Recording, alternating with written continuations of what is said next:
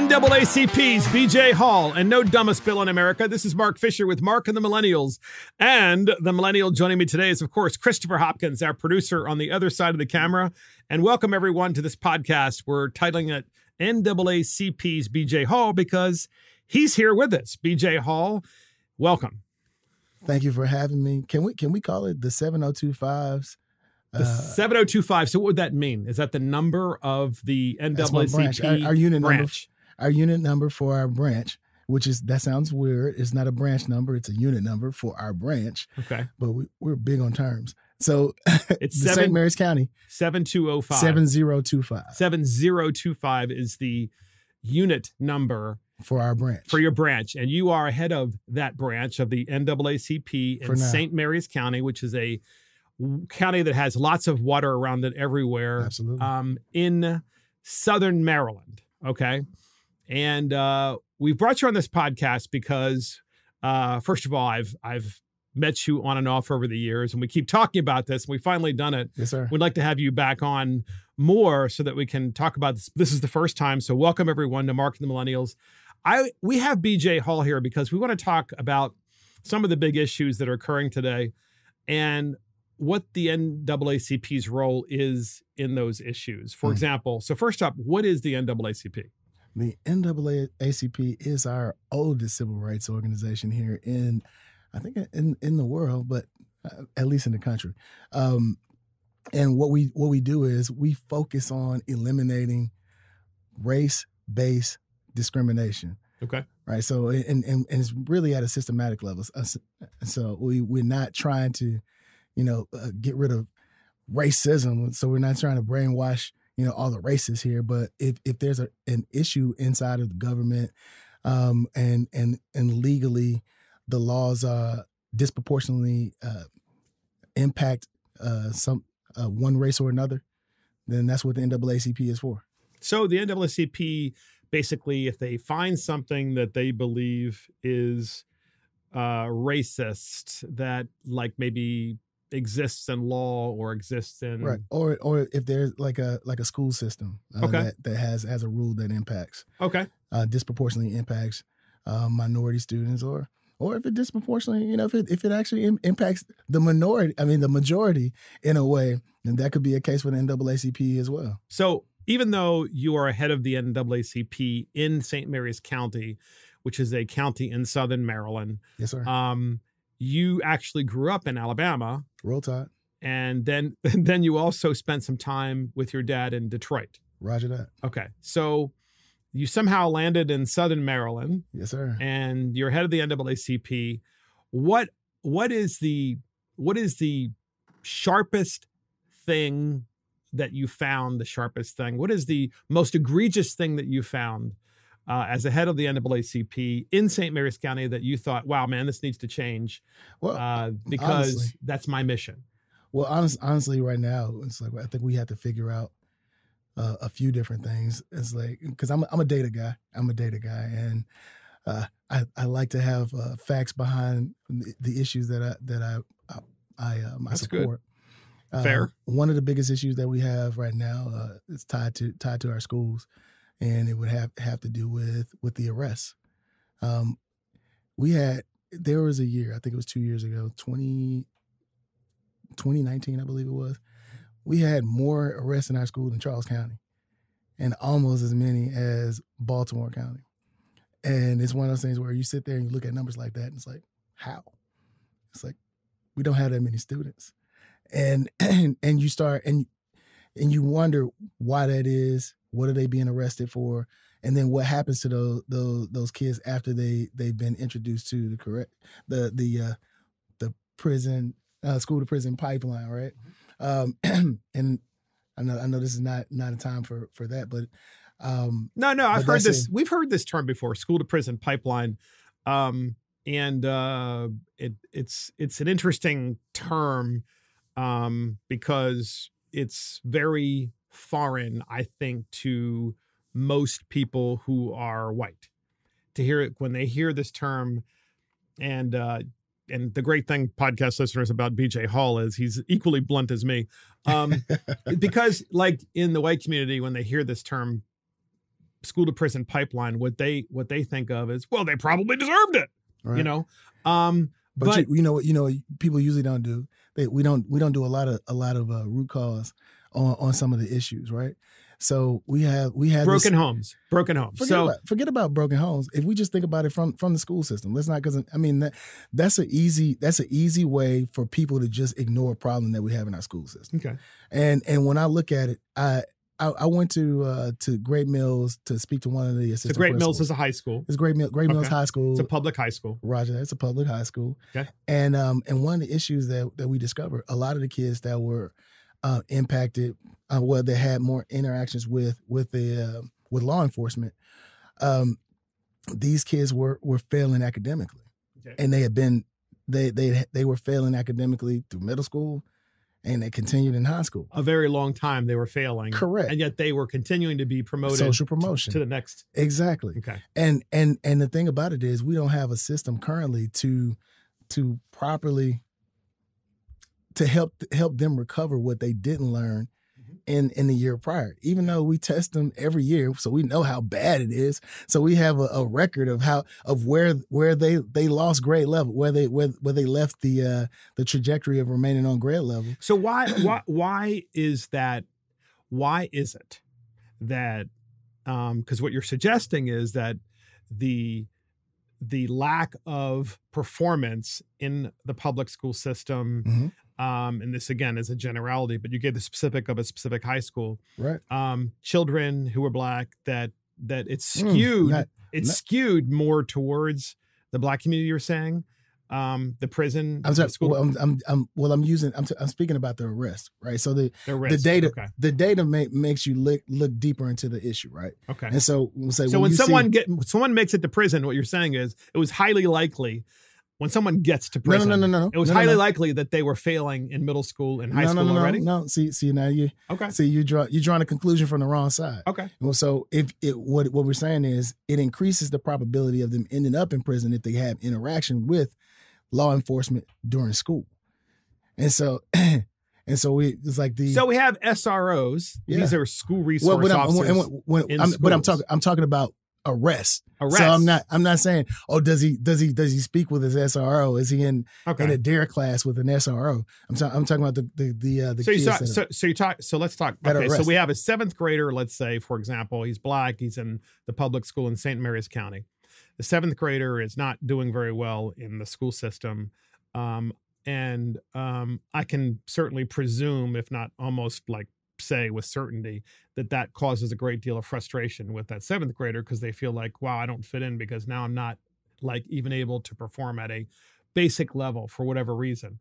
Is there, and what you're saying is there's a connection between that poor performance and then the interaction with the law because there's think about this. If you're in a 9th grade math class and you hadn't passed math class since 3rd grade, what are you understanding in there? Like what part of that class are you comprehending?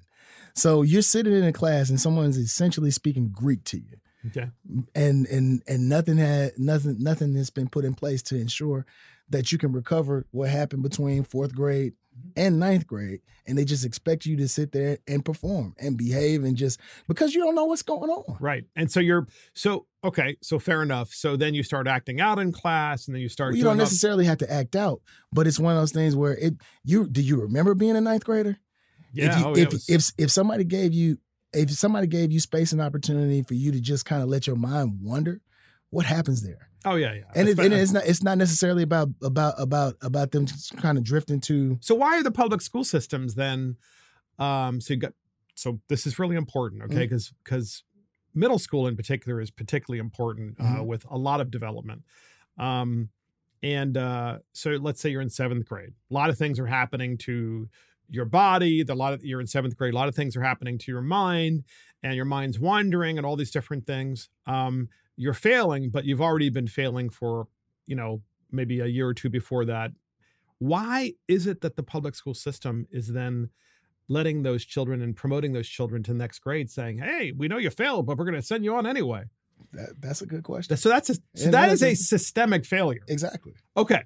So, right. And this is why this is why it was something that I was mentioning. It was like, all right, this once you start looking at the school to prison pipeline, which is not race specific. So this is not a black issue. Okay. It says, all right, if you are arrested during this portion of your life, then it's likely you have a higher probability of entering the system as an adult. Okay. And so that's people talk about it like this is a black issue. No, this is just one that the black community tends to highlight. But it's a problem if you happen to be a juvenile delinquent as a white kid. Guess what? Your chances of being introduced to the penal system as an adult is higher too. So we have different learning styles. Of course, there are different children that learn at different speeds. There's no doubt about that. And the great irony about public school systems is that when you actually go talk to the teacher, many times there's fear of telling people, oh, well, your child is behind, or let's face it, most teachers I think are great and they want to tell you the truth, but there seems to be a lot of papering over of how well kids are doing, or not well that they're doing, or how far they're behind, or for example, shouldn't there be consequences? We're not talking about prison and jail right now. We're just talking about consequences to the teacher. Consequences to the system and to the student. The student comes in, the student doesn't have their homework. So then there's an evaluation of, okay, you didn't do your homework. Okay, we're going to give you an F. All right, fine. So then the student's like, okay, I don't know how to do the homework. I'm going to continue getting an F. I don't really give a you-know-what. So therefore, I'm going to get to the point where I know I'm going to fail this class and I just don't care. So the teacher, I guess what I'm saying is how do we break that? Because this is without question a problem in our major cities across the country. And we say major cities. I think it's an issue with most of our public schools. So like my son, my so you don't son, sound like somebody who's ahead of the NAACP. I was going to tell you right now, because usually the NAACP leadership is, and this is true, and I know you would agree. If you don't, that's fine. But most like NAACP leaders are terrified of providing critiques to the way we educate. Not necessarily. I'm not talking about to teachers, individuals, or superintendents. I'm just talking about like the way we decide to teach. But see, I don't think you're correct on that. I think what we end up doing is defending the public school system because we don't want it gone.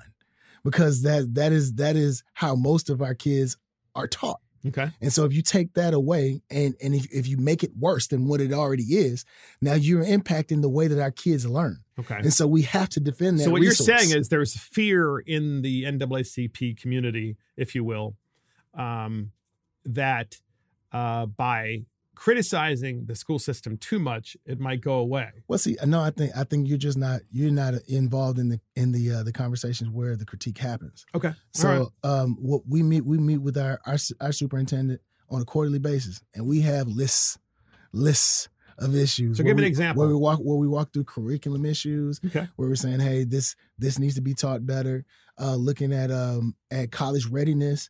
It was like, all right, so we have some issues when does your superintendent actually act on the lists?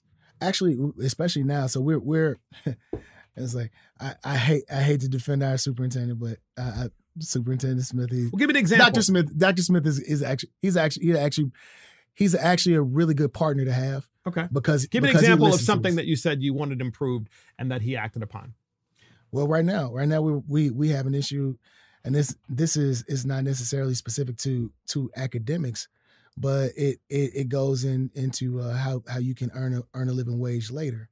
So some kids are having issues paying for a driver's ed class, and so he's trying to make it more affordable for some of the kids in our area to have access to the driver's ed class. So what you're saying is there are some children who are 15 and rapidly approaching the age of 16, because you can get a license prior to your 16th birthday. It's a learner's, if you will, that simply cannot afford to correct take the various courses necessary to let alone probably have any guidance at home to get them to the point they can have a license. Right. So you had to pay for the $300 class in order to actually get your driver's license, and living in a rural area.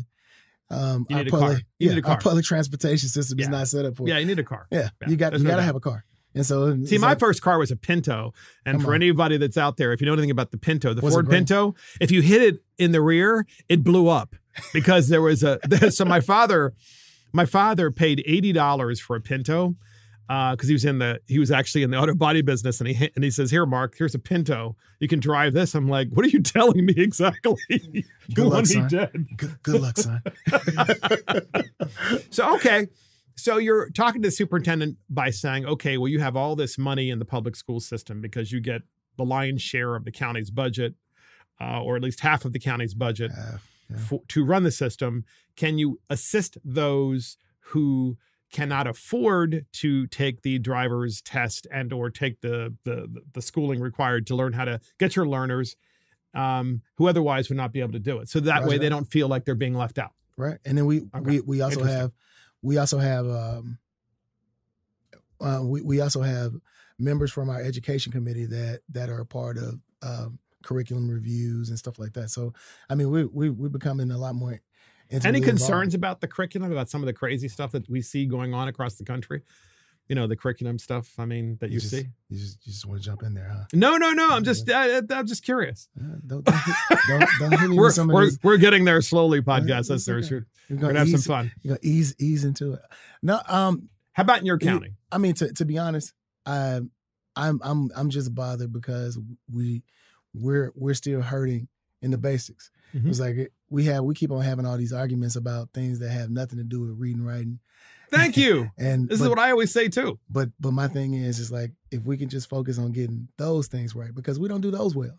And so it's like when we start getting outside of the basics, I'm bothered just because I'm like, you don't do the basics well. Mm-hmm. Now, if you were doing a stellar job teaching all the kids reading, writing, history, all that good stuff, I would be happy. Right. You'd be like, maybe you should take on some other things. It's like, but right now, I'm like, you know what? Get the basic stuff. It's like if you don't have the basics down, it's like you don't get promoted to calculus if you didn't understand algebra. Yeah, so it's one of those things. So you have to get the basics down. So like right now we're having arguments that are not essential to the learning, the things that our children need to learn to be successful. And especially what really bothers me is when we have these conversations and people don't even understand the terms that they're regurgitating.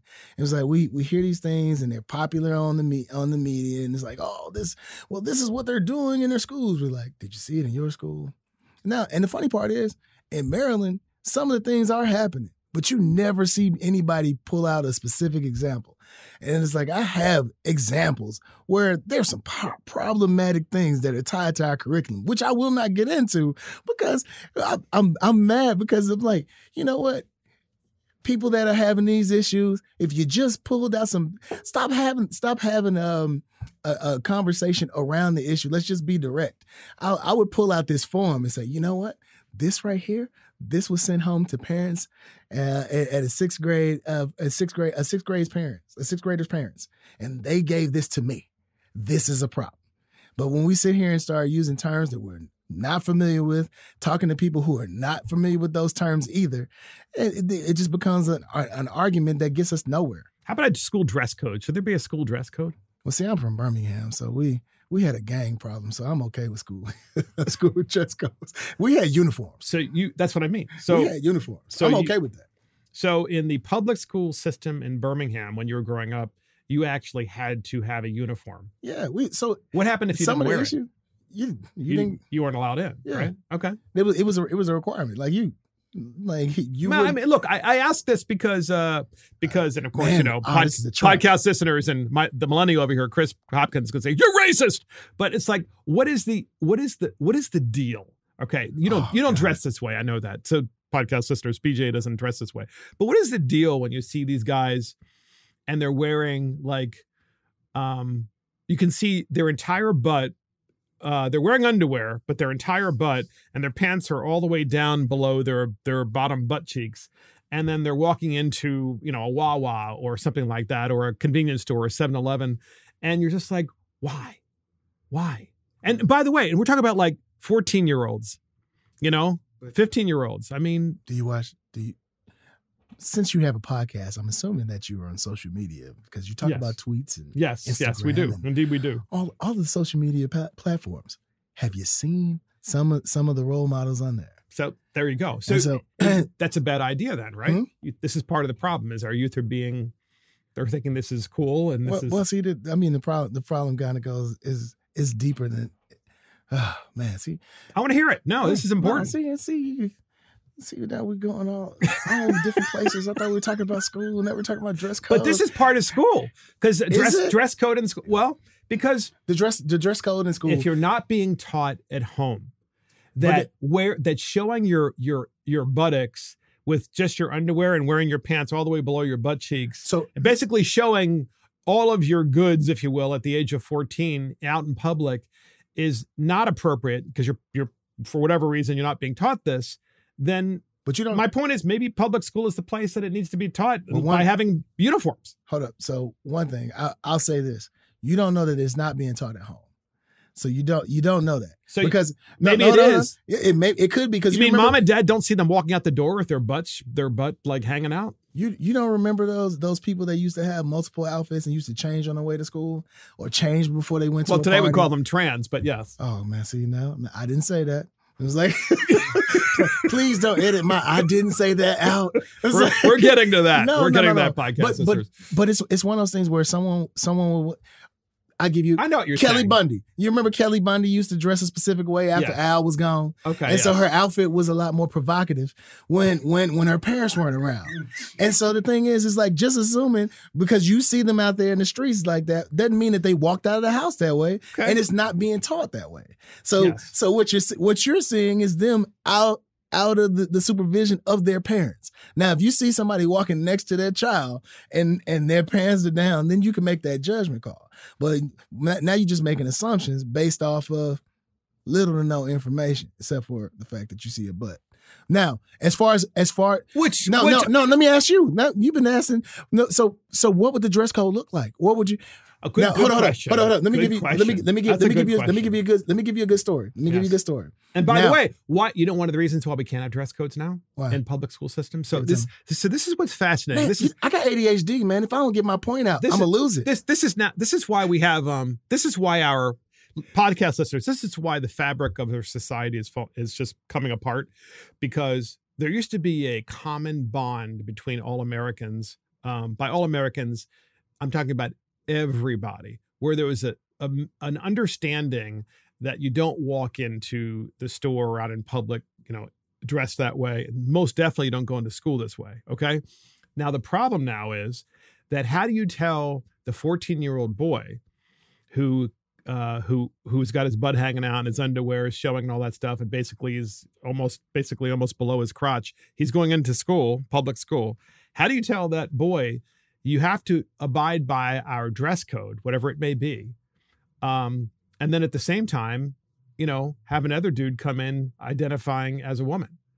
Those are two different issues. But you see my point. No, I don't see your point. You see, those are two. You're talking about apples and wood chips. Well, the smart kid who's got his butt hanging out is going to say, well, why is that a problem? Not a problem. And what I'm wearing is not, those two things do not, those are not parallel at all. So you ask me, what should a, well, hold on. Give me a second. Are you familiar with Mayor Larry Link from Birmingham, Alabama? No. He's dead. He went to jail. Whole lot of stuff went.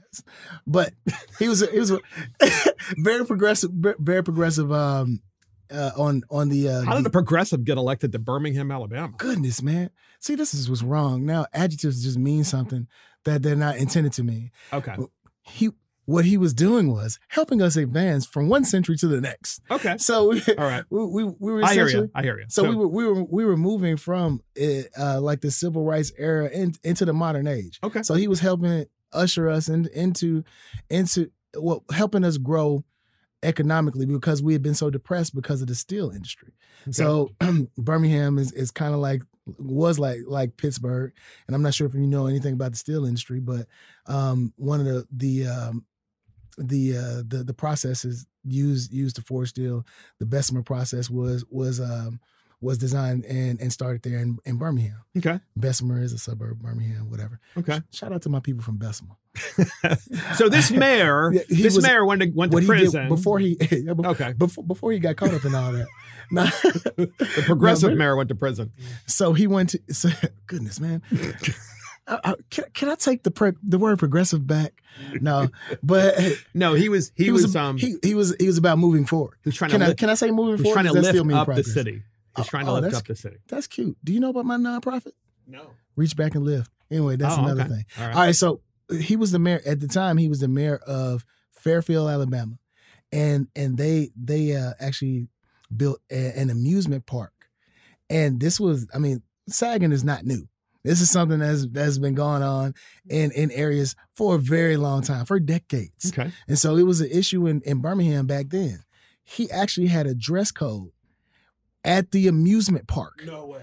And he said, you cannot have your pants sagging in my amusement park. So Visionland is what he called it, because he was progressive and he had vision and forethought. I'm not running from that word, damn it. I'm not letting people steal it from me. And so Too late. They've already hijacked it. I'm going to take it back, just like I'm going to take woke back. Anyway, so but it's one of those things where he had one in a public space.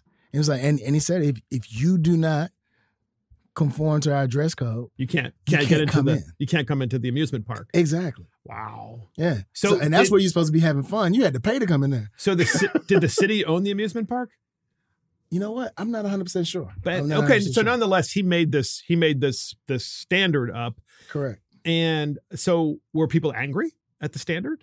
Yeah, because there was some backlash. But whenever you make a stand like that, there's gonna be some backlash. You just gotta eat that. It's like sometimes nobody's gonna ever, like, you're never gonna get 100% approval. And if you're gonna say something that's drastically different from the norm, it's like you just gotta eat that. And he ate it because he was a great leader. But imagine that. Imagine it's not normal. Imagine it's not normal anymore to ask children, and they are children, pre-K to 12th grade, they're still children, to not dress in a way that respects themselves and others. That's important, right? Yeah, and I know you did ask the question, but I don't think that people. Well, we don't trust the people that lead our schools to make decisions that. It could be a school board. It could be a school board because the school board's elected. Yeah, it's by the county. If you were running a school board, what would that dress code look like? Fair enough. And this is really where I was going with this, because there is a mechanism by which we can actually have. We already have dress codes. Yeah. So in a perfect world, you saying we don't? In a perfect world, what I would love to have is a out of the 5 days that you go to school, right? So you go to school, the kids go to school Monday through Friday. Mm-hmm. So Monday through Thursday, there is the standard dress code of, which kids are wearing. What are they wearing today? Still the jeans and, designer or whatever, depending on where you are. But on Friday is the day that you dress for success or something like that. And dress for success would mean that a gentleman, he's a minor, obviously, he has to wear a jacket. Doesn't have to wear a tie, but a jacket. But if he wears a tie, that would be great too. And young ladies look, and part of the curriculum of that day is to explain to the kids why this is important. Why the term dress for success matters, what it actually means. And then also when you shake, and this is a big pet peeve of mine, is to teach the kids on that day and every single day, maybe have the principal or the vice principal, as the children walk into the school, shake their hands. Now, do you know how many people, podcast listeners, how many kids now don't know how to shake hands? And by shake hands, it means you shake hands and you look the person in the eye. And you say, hey, Mr. Principal, how are you? Nice to see you today. And then you walk in. It's just incredible. They don't know how to, and that's what I'm talking about. Like this is part of education. Part of education is teaching these common sense social graces, which help you respect yourself, and help you to be successful in the workplace and beyond, and in personal life, in your personal life as well. Look, I've had parents that I know that are great parents, talking to Chris, our millennial and producer, but also BJ. I've met plenty of parents who are like really great parents, and their kids are complete idiots. It's like, hey, the parent will go, hey, Johnny, say hi to Mr. Fisher. And, you know, Johnny will go, hey. And he's like 2 feet away from me. Yeah, okay. Yeah. And it's like, won't even pay attention to you. And you're just like, oh my God, what an idiot, right? What an idiot. So are you saying that the millennials have steered our kids wrong? By the way, this is not a white-black issue either. This is like, I see this across the board. I mean, it's because it's not. I didn't take it as a white-black issue. I know you didn't, but I'm just saying that because you know, sometimes listeners figure he's talking to BJ. That's what he must be talking about. But thank you for that clarification. I appreciate that. It drives me crazy, Chris, doesn't it? Like if you're hiring someone, and they're coming to you and they're like, hey, it's so nice. It's really good to meet you. Really good to meet you, and all that stuff. As opposed to, yeah, okay, yeah, I'm here for the job. Yeah. It makes an immediate impression. It makes an impression like the person actually cares, and they've got a sports jacket on and maybe a button-down shirt. It doesn't have to be anything expensive, just like caring. Right. So when I was on the basketball team in high school, Coach Willie Scoggins, old school, rest in heaven. Hold up, what is it? What's the RIH? What is it? Is it rest in heaven, peace? right? No, I think it's rest in heaven. That's what people RIH. Okay, yeah, there you go. That's nice. Yeah. But on game days, it was a requirement for us to wear a tie. And I like that. See, I like that. So we knew game day, and everybody knew when it was a game day because you would see the basketball team walking around. We were all had our ties on, but we didn't have. I went to a magnet school, and Birmingham is a mixture of things. Is even though it's we have our gangster part, but I went to this school and it was normal to see people walk around with sweater vests on. And no, wait, I want to get this straight. Black dudes in a sweater vest, bow ties and everything. No, come on, that's cool. Yeah, well, see, that's cool. Now you just made it black. Now it's like I did. So, but the thing is, what are you trying to say? That black guys don't know how to wear sweater vests, bow ties, and jackets? Doesn't happen in this county. I mean, yeah, but see, but the thing about it is, and this that's kind of like what you said prior to our podcast, Baltimore issues. And it's one of those things where there's, what you got to do is get outside of Calvert County, sir, and because that's a very common thing where I'm from. Like we would have what we call our pretty boys. I love the idea of seeing it. Have you ever heard of the fraternity Kappa Alpha Psi? Yeah. Do you know any black men from that fraternity? I do. Have you ever seen them dress? That's true, but they're adults. But then they have youth, as adults. Yes, they have a youth organization called the Kappa League, and that League, I did not know. All right, so Kappa League, they mold those boys up in Kappa images. That's now, cool. I'm a member of Omega Psi Phi, but when we have our lamplighters, our purple boot, when we're doing our mentorship within the community, we teach them about how to look professional, how to dress professionally. See, I would love to see that adopted more into the public school system. See, we got to get you out here. We got to introduce you to some more black people. Maybe so. Yeah, but the thing, and I did grow up in Baltimore, of course, so it's not like that don't mean you knew a lot of black people. That just means that you were in the same city as them. Yes, but fair enough. But you're still on this podcast, and you're on this podcast for good reason. And that's how many black people have you had on this podcast? Well, we haven't been doing it that long, so we've had a number though. Absolutely. Oh man. But the thing is, we don't have color codes. I'm not the first. No, we don't have color codes anyway. We don't do that. We don't like. But you started mentioning color. Oh, wait a minute. Every other podcast, you must have this color and this. I didn't start mentioning color. I'm just following your lead, sir. True. Fair enough. So my question for you is, would you support the idea of having dress codes?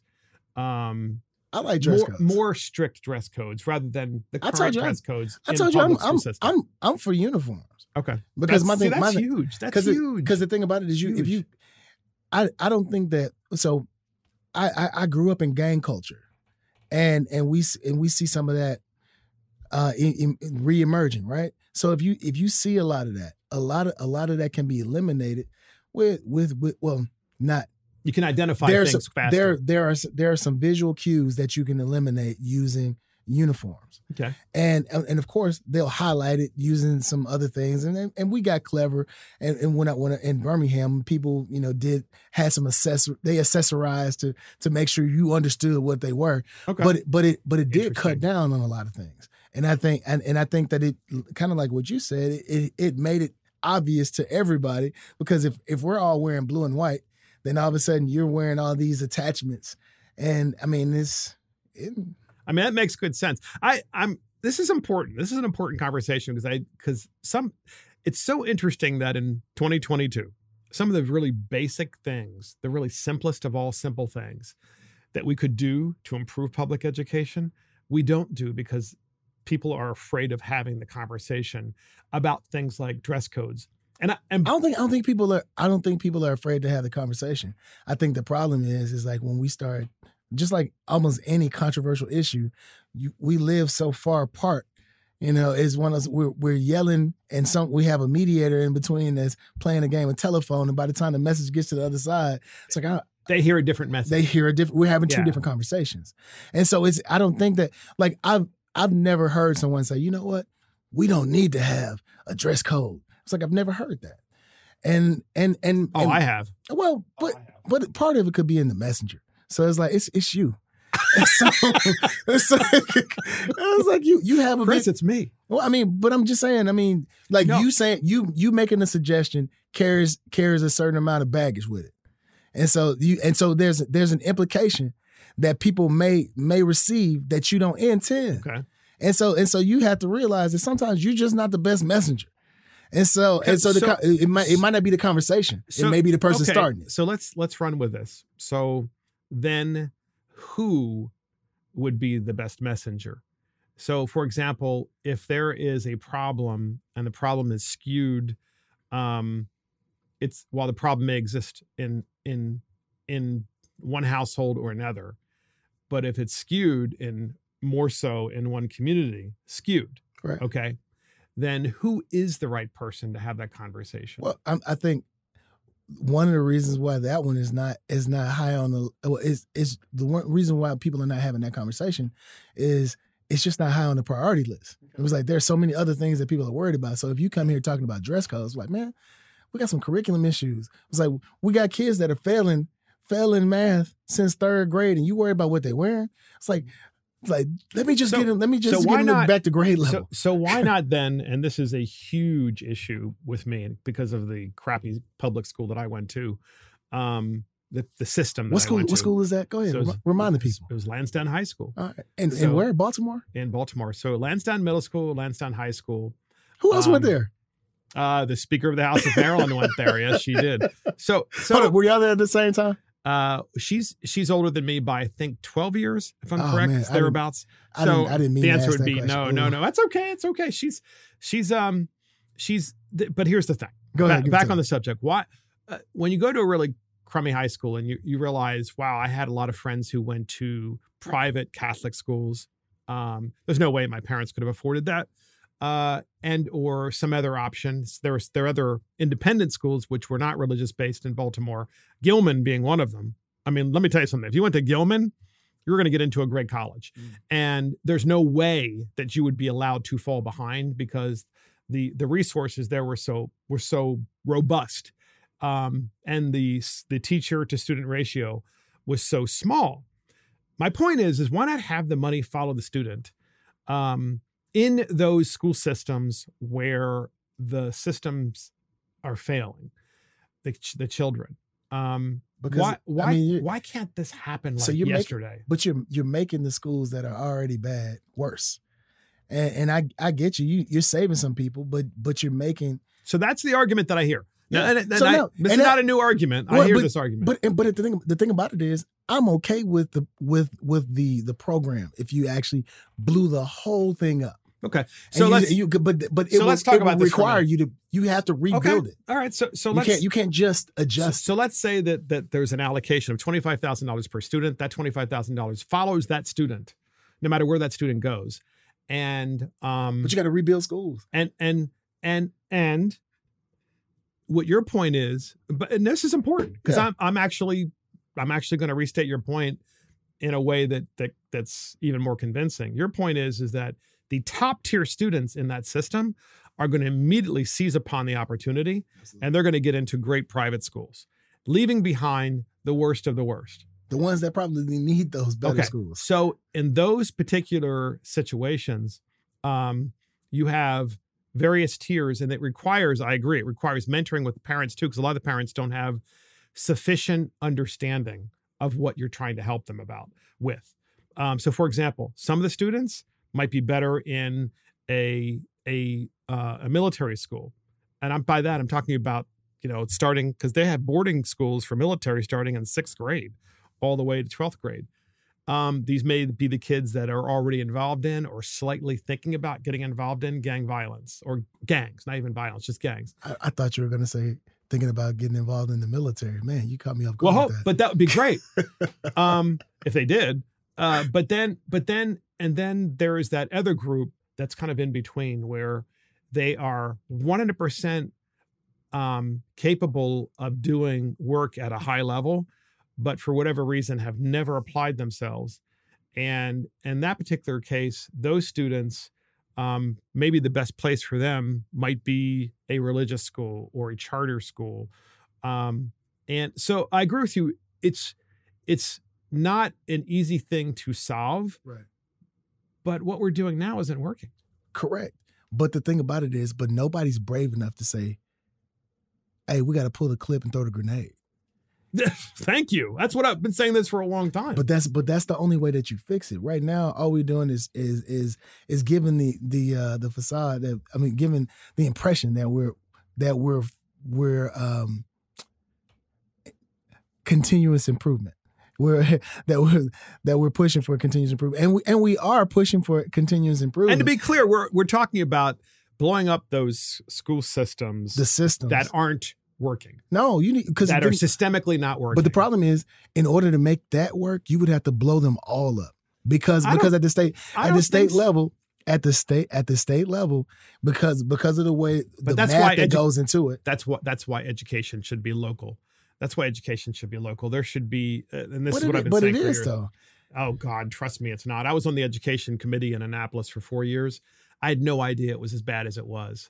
It being the way education is run. Education in Maryland is actually centralized at the state level, and it trickles down to the counties. And by the time it trickles down to the counties have very little latitude because the state has the counties by the you-know-whats because the state... Because of funding. Because of funding. Yeah. And if the counties don't do those things, they don't get the funding. Or they just get fired. So, and that's why, for me, it would be more surgical to say, well, let's find a system in a county or a city that's not working. Let's, like you said, blow it up and really put the resources in there to fix it. That would then be the model. Then 5 years later. Could you build a lot of Montessori schools? Because that would be perfect. If it's all state funded, why couldn't you just let a failing school fail, take the money that would go towards that failed school and put it to other schools? Thank you. Exactly.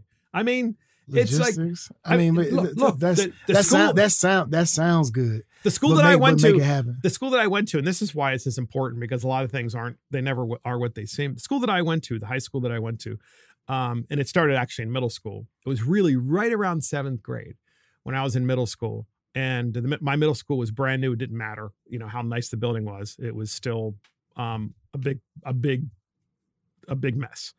Starting in 7th grade, drugs started creeping in, and that was like right around the age. By 8th grade, forget it. What year was it? So this is in the 70s, mid 70s. Okay. And then by high school, late 70s, forget it. I mean, it was, I probably would say a solid 70% of my grade, which consisted of over 500 people just in my grade, were like doing, you name it, acid, drugs, PCP, but whatever. Which ones did you do? And they're a mess. I didn't. I mean, because I had a father. I drank beer. True. I had a father who was so strict about this, and he watched you. It was almost like a breathalyzer test when you walked in the door, So, did you do any drugs? No, Dad. But I smell beer. Yeah, Dad. All right, don't do it again. Funny but not funny. But the thing is that it was everywhere, and I just think that you don't fix that if you're in a different environment than where 70% of the kids are doing drugs, where the environment is one of like you really respect your body and all that stuff. You're probably going to be much better off. You don't think private schools have a drug problem? Oh no, they do. They do 100%. And I'm not saying that it's a panacea for everything. We're just talking about learning, at least learning. So anyway.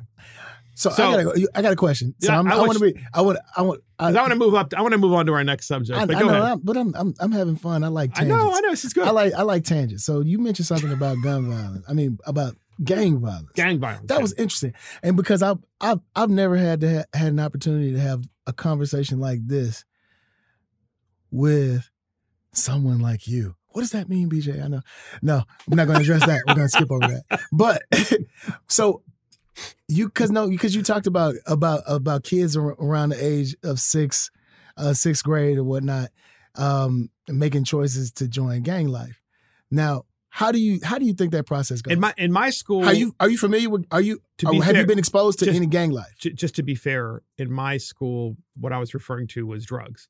So it wasn't gangs. No. This is before when you talk. This is when you were referring to military academy. Okay, so in right up the street from us, in Annapolis, in the greater Annapolis area, not downtown, but in the greater Annapolis area, so we're going to talk about 30 minutes away, there is a substantial MS-13 presence. Right. Substantial. Okay. So substantial that for a period of 5 consecutive years before, and it wasn't being reported, there were young, like middle schoolers and 9th graders, 10th graders just being found dead in the middle of a cornfield.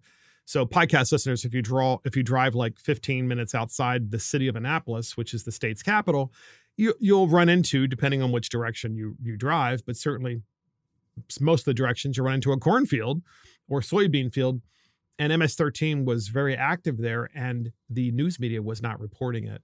And the police department was not releasing the information. I think so they didn't want people to know. And so you asked me the question. I mean, we saw this happening, and we were talking about it in Annapolis and just saying to people, how is it that this isn't like on everybody's minds on a daily basis? This is a serious problem. So what do you do about it?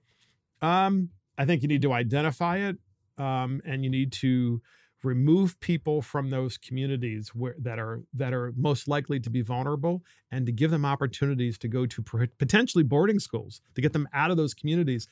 You're leaving behind the children that, as you know, that are so deep into the gang that they're not going to change into another. They're not going to want to go to school. They're already embedded in those gangs. And you think gangsters tell people not to go to school? Oh yes. Why?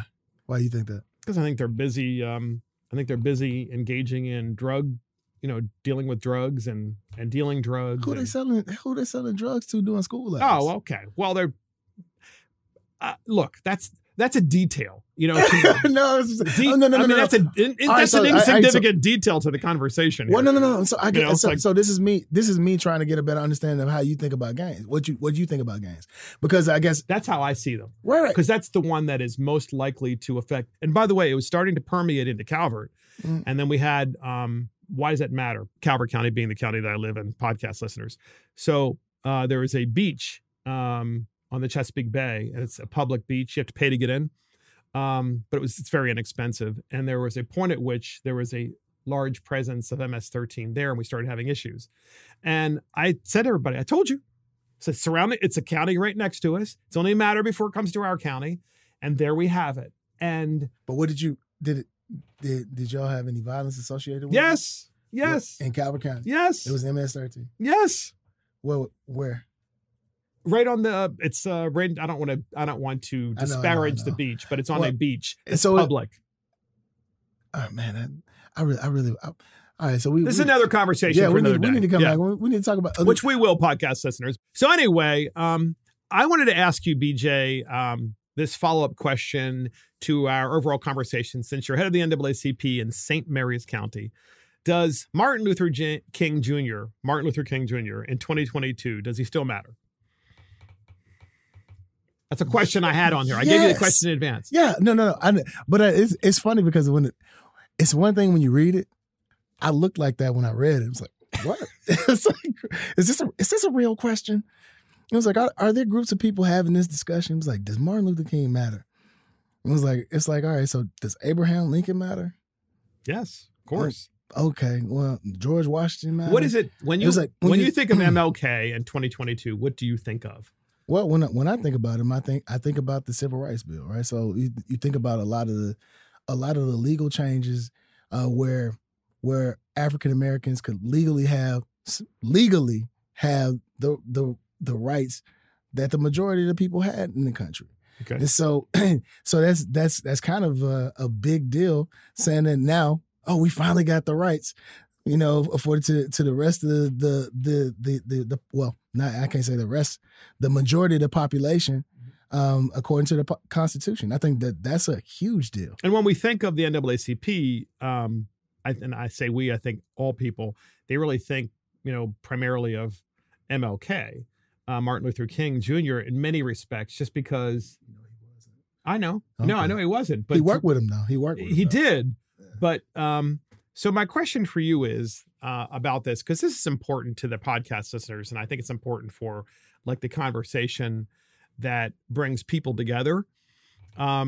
It's confused me so much about how MLK would talk about that he envisions a society where people be judged not by the color of their skin, but by the content of their character. To me, that particular speech, obviously it was on the Mall of Washington, D.C.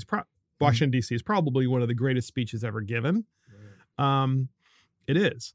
And obviously Lincoln's speech as well, the Gettysburg Address, and a number of other speeches throughout history. But this particular speech, and I hear this, and it seems like there are a lot of progressives, many of them, by the way, I serve with are white progressives from a county in Maryland, but also throughout the country. Say their name.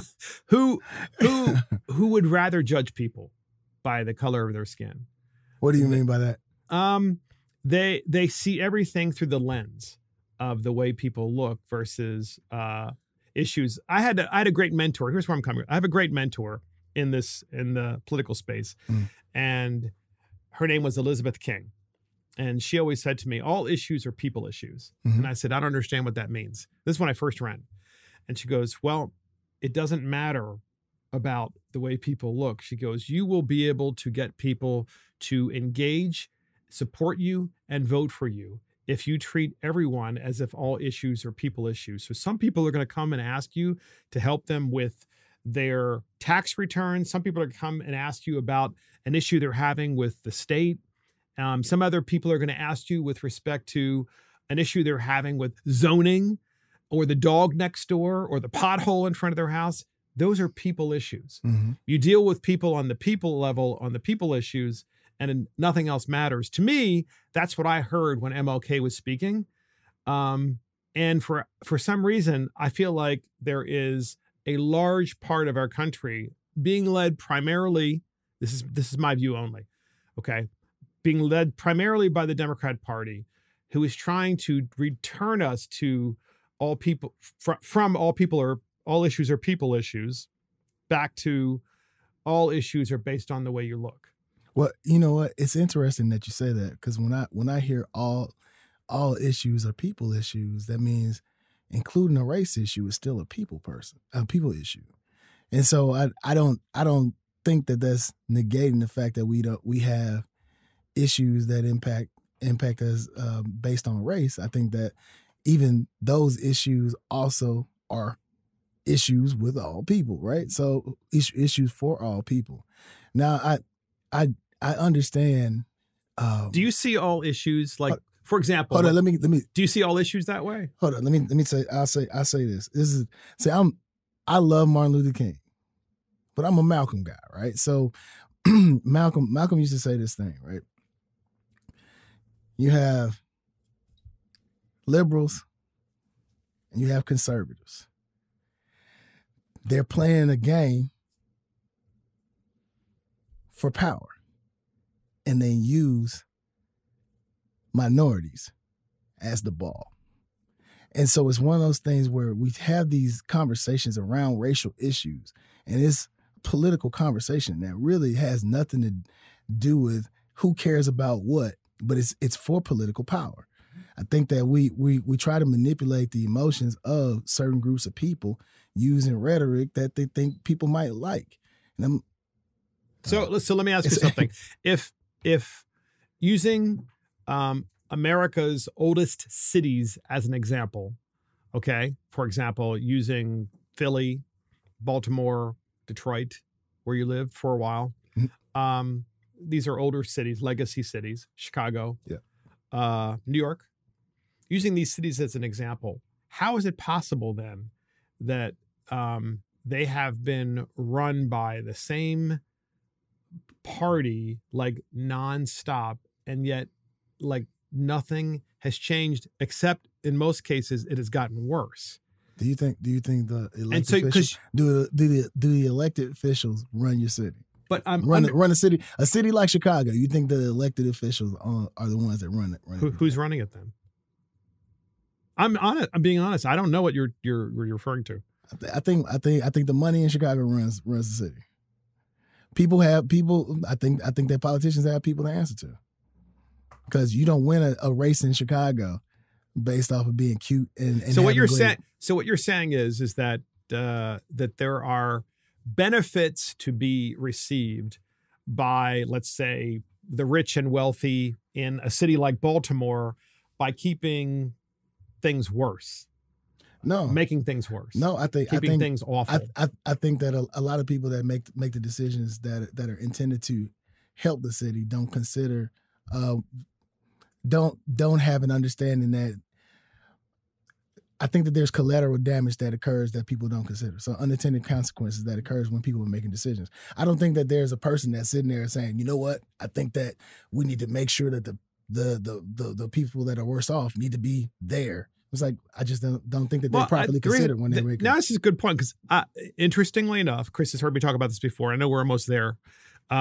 So interestingly enough, in Baltimore, we see a lot of issues with housing, and which we'll discuss some other time. But anyway, Chris is telling me we have to wrap this up. Make this your final. Can you give me some final comments here? Because I know we're running out of time. Oh man, see, it's been a good conversation. The hour, it's going by really fast. So I apologize for the tangents and everything. No, it's good. It's good. It's actually really good. No, but I would appreciate to continue this conversation. We will. We will. I appreciate the fact that you allowed me to have the space to kind of challenge. Say whatever you want. Yeah, exactly. So, yeah, I just free speech zone, man. That's what I'm all about, man. Just saying whatever you want to say, no matter how.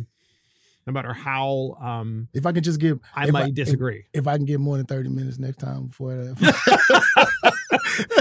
And that's the last word for Mark the Millennials. Thank you for joining Mark the Millennials. This is Mark Fisher. Thank you to our guest, BJ Hall, and to our producer, Christopher Hopkins. Check us out on iTunes, Spotify, YouTube, Facebook, Twitter, Getter, Truth Social, Rumble, and our website. See you next time.